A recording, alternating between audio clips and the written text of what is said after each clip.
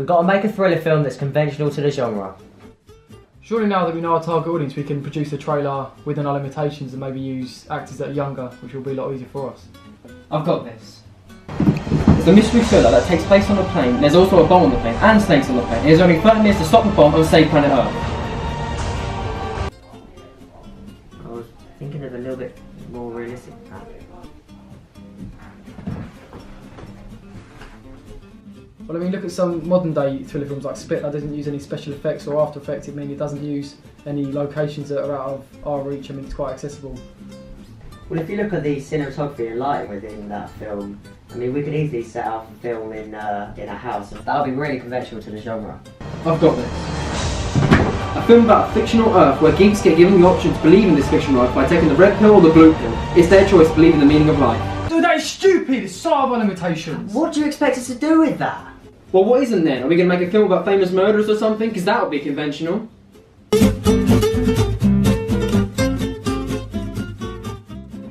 In what ways does your media product use, develop or challenge forms and conventions of real media products? The genre of my product is a thriller. However, some conventions we have used from horror films and ideas. This is because, as a group, we are heavily interested in both genres. Therefore, we're confident we can produce a professional product that would appeal to our target audience. For the poster's colours, we decided to use a blue, white and grey. The dark blue is conventional to a thriller film. This is because it infers a cold and dark feeling, which is present within most films in this genre. It shows similarities to the poster Knock Knock, which uses a light blue in its background to give it a chilling feeling. The neon blue under the white was used to create a blood under UV light effect, which represents crime and murder, another key theme within a thriller film. This also converges nicely with our trailer's idea.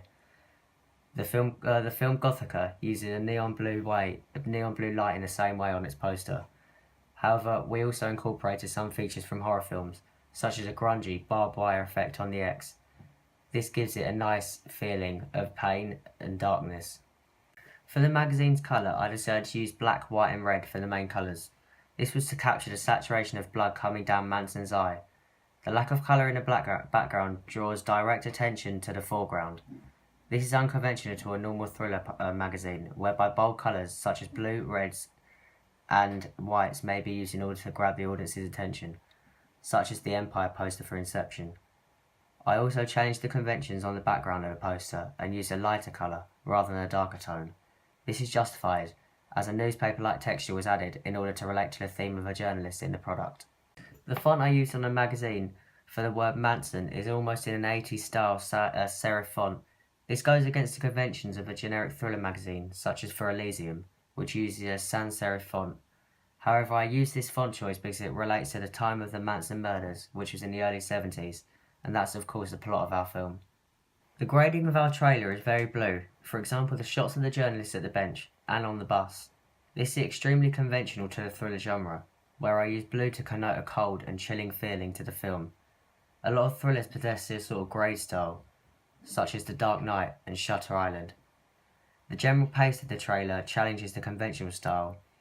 I decided to split the trailer into two parts, narrative for the first minute and a half, and then a minute of quick, fast-paced montage.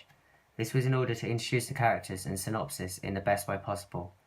We also wanted to hint at the potential murderer in the film. Normal thriller trailers would use more montage than storyline, however we thought it more powerful to show the audience less action and more enigma code. In the shots at the beginning, such as a man punching a body, could suggest these enigma codes. The pace, however, quickens in order to keep the audience excited and to show off the violence and conventional aspects of a thriller film to still appeal to our target audience. Shots such as the knife, bloody water, and fast-paced running achieve this. The soundtrack also speeds up rapidly to keep in pace with the fast cuts between the shots. Finally, the trailer's titles are very conventional to a thriller trailer. They appear in a fast pace, near the end, and in sync with the beat. This was used to create our film. The titles are very conventional to a thriller trailer. They appear in a fast pace near the end, in sync with the beat. This was used to give our film a clean look. They are glowing blue, and they disappear in smoke, which could suggest mystery and paranormal, two themes of a potential horror thriller. The mise-en-scène in our film is very conventional. We use a lot of shots with blood, knives, and the clothing we chose to use gives Manson quite old and creepy clothes. This was in order to fit the serial killer character archetype. The cinematography we used has a vast amount of tracking shots and pans. This was because we wanted to make the audience feel as if they are following the life and story of the journalist close up, and using still shots on a tripod wouldn't capture the same effect in our opinions. We used poor focuses, such as a shot of Manson outside the door, in order to try and make the audience guess what would be in the shot.